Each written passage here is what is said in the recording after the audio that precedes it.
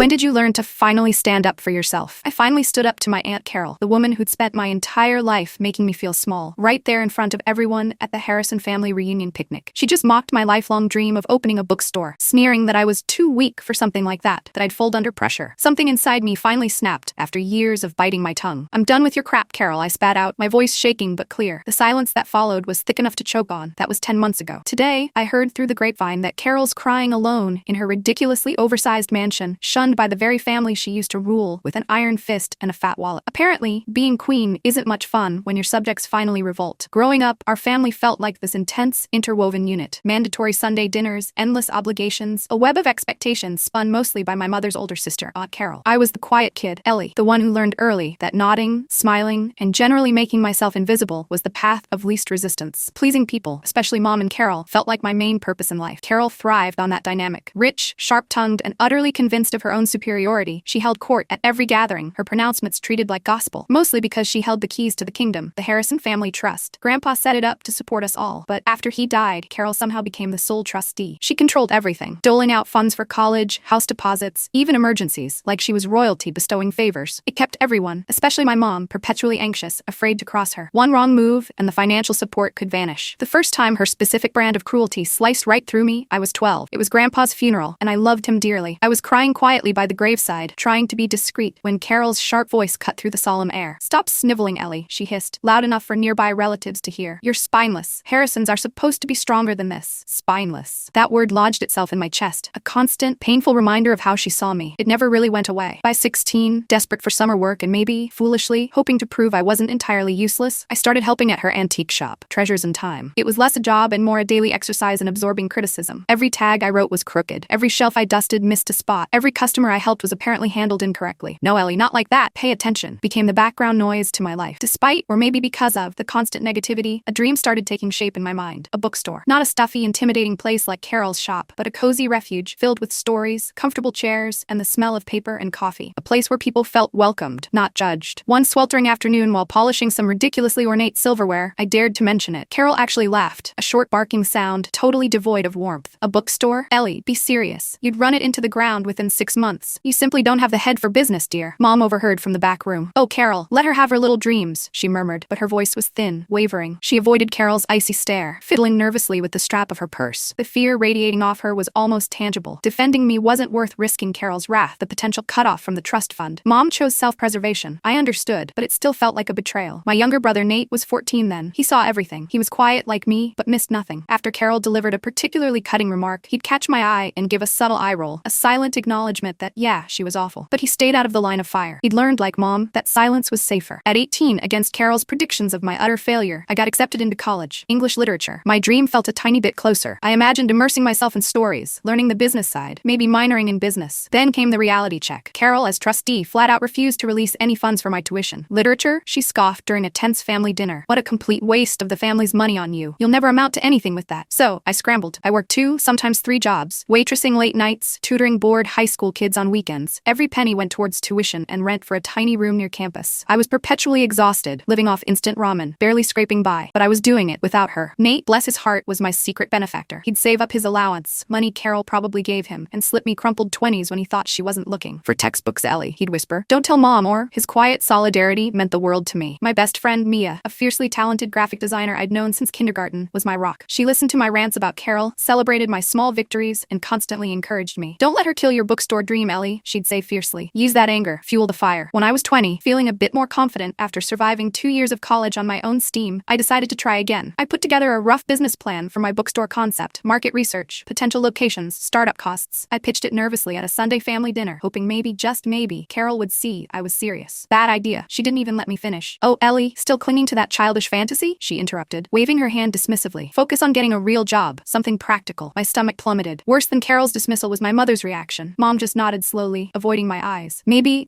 Carol has a point, honey," she murmured. "It's a tough market out there." That hurt more than Carol's predictable cruelty. It felt like my own mother believed I wasn't capable. Later that night, Nate knocked on my bedroom door. He slipped inside, his expression grim. "Don't listen to them, Ellie," he whispered fiercely. "Carol's just jealous. You've actually got guts, and she hates that." His words struck a chord, igniting a tiny spark of defiance I hadn't realized was there. That night, I started a journal. Not for feelings, but for facts. Every insult Carol threw my way, every dismissive comment, every instance I witnessed of her manipulating manipulating family members with the trust fund. It all went down in black and white. Documenting it felt like taking back some small measure of control. Mia saw the journal and made a suggestion that terrified me. You need proof, Ellie. Real proof. Record her next time she goes off on one of her tangents. Words can be twisted. Recordings are harder to deny. The thought of secretly recording my own aunt made me feel sick. Rocking the boat, potentially igniting Carol's full fury? I wasn't sure I could handle it. Christmas rolled around, bringing with it Carol's annual elaborate holiday party at her mansion. Amidst the forced cheer and expensive champagne, she made an announcement. She was selling the antique shop, retiring. My breath caught. Maybe this was my chance? But no, she beamed, turning pointedly towards my cousin Derek, known primarily for his laziness and inflated ego. Derek, dear boy, I was thinking you might be interested in taking over the shop? Keep it in the family. She glanced at me, a flicker of malice in her eyes. Ellie, bless her heart, just isn't cut out for the pressures of business. Derek smirked, already picturing himself as the boss. I felt that familiar cloak of invisibility settle over me again. I bit the inside of my cheek so hard I tasted blood, forcing a polite smile. Later that evening, Nate found me hiding in the library. His face was pale. Ellie, I just overheard Carol talking to Mom in the kitchen, he said urgently. She was saying you're unstable, that you shouldn't be trusted with any significant amount from the trust fund when you turn 25. My heart started pounding like a drum against my ribs. Unstable? Because I had a dream she didn't approve of? Because I wasn't bowing and scraping anymore? The injustice of it burned. I found Carol holding court by the fireplace, regaling some distant cousins with tales of her latest European cruise. I waited until she was momentarily alone and took a deep breath. Aunt Carol, I said, my voice surprisingly steady, can I ask you something privately? We stepped into the formal dining room, the long mahogany table reflecting the chandelier lights like cold fire. Why do you do this? I asked, keeping my voice low. Why do you seem to hate me so much? She actually laughed, that same humorless bark. Hate you? Don't be so dramatic, Ellie. I just see things clearly. You're too soft, too sensitive. You wouldn't know how to handle the family legacy, the responsibilities. Someone has to protect it. She dismissed my pain, my entire being, with a wave of her hand, as if I were a fly buzzing annoyingly around her head. I fled upstairs to a guest bathroom and cried, really cried, for the first time in years, over her. Not just hurt, but angry. Angry at her, but mostly angry at myself for letting her walk all over me for so long. The next time I saw Mia, I told her everything. She listened patiently, her expression growing harder with every detail. Then she reached into her bag and pulled out a small,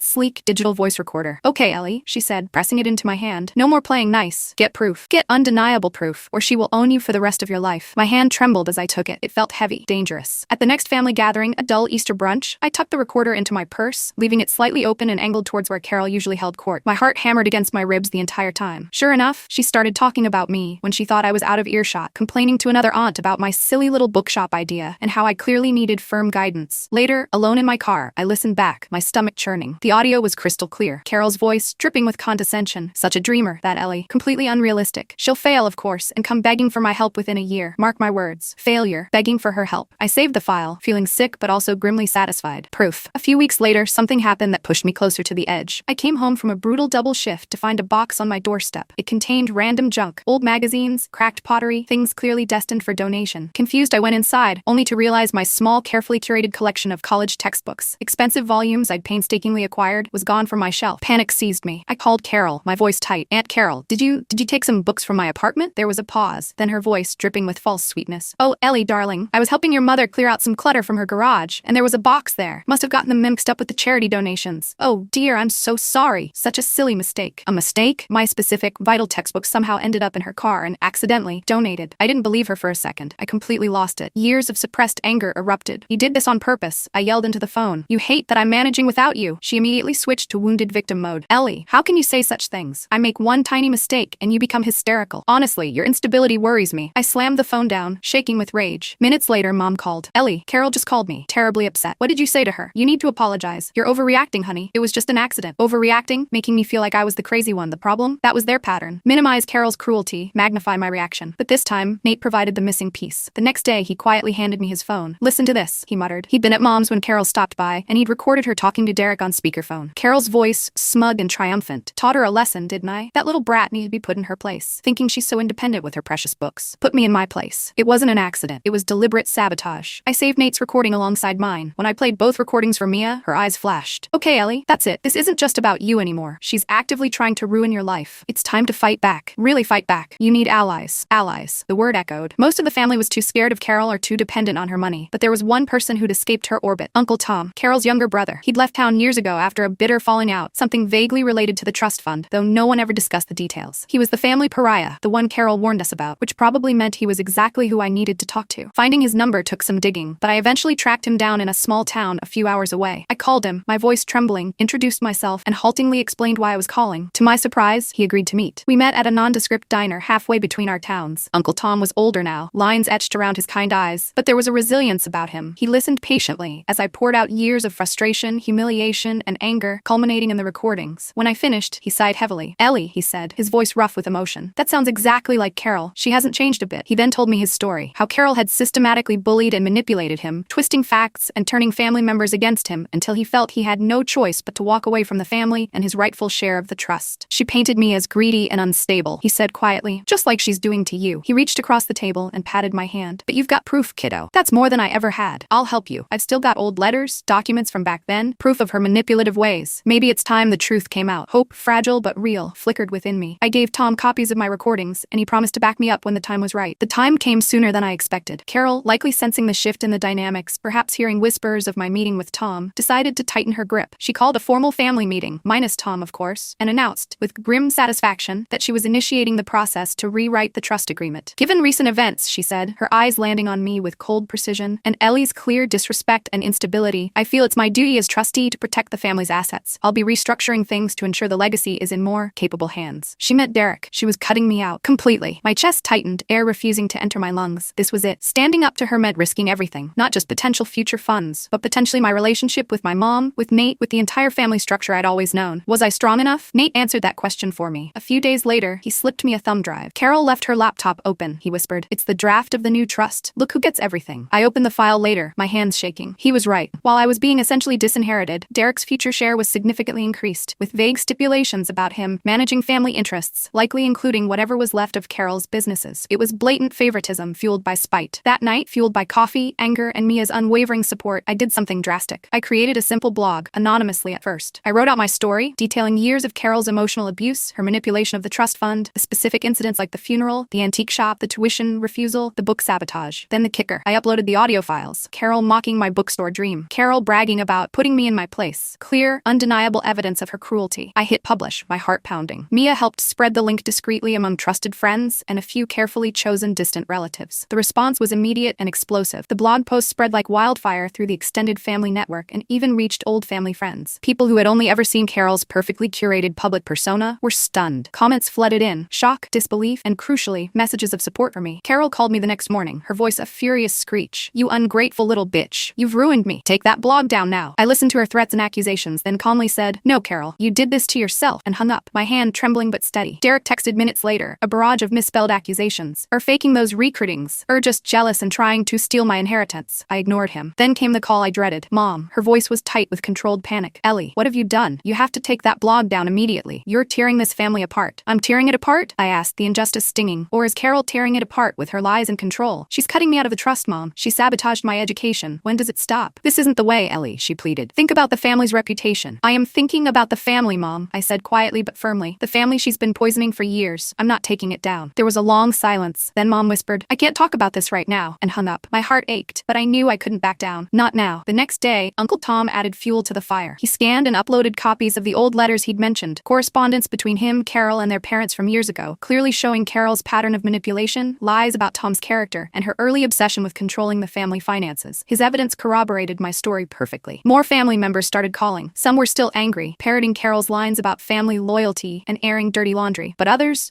sounded different. Apologetic. "Ellie, I had no idea," one aunt stammered. "Carol always painted such a different picture." "I'm so sorry," I believed her. Small cracks were appearing in Carol's carefully constructed facade. Carol, predictably, retaliated with petty cruelty. Nate's 15th birthday was coming up. She organized a party at her house and pointedly forgot to invite me. It hurt, but Nate's loyalty shone through. He snuck out of his own party, meeting me at a nearby park. "Don't worry about it, Ellie," he said, giving me a quick hug. "Her party sucks anyway. I'm proud of you for fighting back." Seriously. His unwavering support was a lifeline. Knowing I needed professional help, Uncle Tom recommended a lawyer, Rachel Sharma, who specialized in trust litigation and family disputes. I met with Rachel, laying out the whole sordid story, armed with my blog link, the recordings, and Tom's letters. Rachel listened intently, her expression sharp and focused. "This is quite a situation," she said finally. "Based on this evidence, the recordings, the corroborating letters from your uncle, the clear pattern of behavior, and the draft trust favoring Derek, we have a strong case. We could potentially force a full audit of the trust, maybe even file a lawsuit for breach of fiduciary duty against your aunt." Lawsuit. Audit. The word sounded huge, terrifying. I hesitated, thinking of Mom, of Nate. "I don't want to drag Nate into a legal battle," I worried. Rachel nodded understandingly. "We can take steps to shield him as much as possible. But Ellie, your aunt is engaging in potential fraud and definite abuse of power. Holding her accountable is the only way to stop her and protect your own future." Carol wasn't going going down without a fight. She doubled down, shifting tactics. She started spreading rumors, whispers to distant relatives, calls to family friends, suggesting I was having a mental breakdown, that I was delusional, unstable, possibly even dangerous. Anything to discredit the blog and my evidence. But her smear campaign backfired. Mia, furious at Carol's tactics, took action. She drafted an online petition addressed to Carol, demanding transparency regarding the trust and the immediate release of the educational funds I was rightfully owed, according to Grandpa's original intentions. She circulated it among family friends, community members, even former employees of Carol's shop. Within days, it had over 150 signatures. The local newspaper, sniffing a juicy story about a prominent local family imploding, picked it up. Suddenly, Carol's carefully guarded reputation was crumbling in public. That's when she showed up at my apartment. Unannounced, of course. I opened the door to find her standing there, her face pale with fury, her expensive handbag clutched like a weapon. "You need to stop this, Ellie," she hissed, her voice low and venomous. "Stop this nonsense now, or you will lose everything. Your family, your future, everything." I felt a surge of adrenaline, fear mixed with defiance. Remembering Mia's advice, I subtly activated the voice recorder app on my phone, tucked into my pocket. "Get out of my apartment, Carol," I said, trying to keep my voice steady. "You're not welcome here. You ungrateful little parasite," she shrieked, losing control. "After everything I've done for this family, I will make you regret the day you decided to cross me." She lunged forward, grabbing my arm, her nails digging in. Instinctively, I yanked my arm away. "Don't touch me," I said, the words coming out sharper than I intended. "Touch me again, Carol, and I swear I'm calling the police." Her eyes widened, perhaps realizing she'd gone too far. She glared at me, pure hatred radiating from her, then turned on her heel and stormed out, slamming the door behind her. I stood there, trembling, heart racing, but strangely empowered. For the first time, I hadn't just endured her attack. I had pushed back, set a hard line, and she had retreated. I immediately saved the recording and emailed it to Rachel. She threatened me and grabbed me. I wrote, "What now?" Rachel's response was swift. "We file for a restraining order, now." The court hearing was nerve-wracking, but Rachel was brilliant. She presented the blog evidence, Tom's letters, and the chilling new recording of Carol's threats and admission of intent to make me regret crossing her. Carol's lawyer tried to paint me as vindictive and unstable, but the evidence was overwhelming. The judge granted a temporary restraining order, barring Carol from contacting me or Nate or coming within 100 yards of my apartment or workplace. It felt like a shield had finally clicked into place. That evening, Mom called again. This time she was crying, genuine heartbroken sobs. "Ellie, oh Ellie, I'm so sorry," she choked out. "I see it now. I see how I let her control everything, how I let her hurt you. I was so scared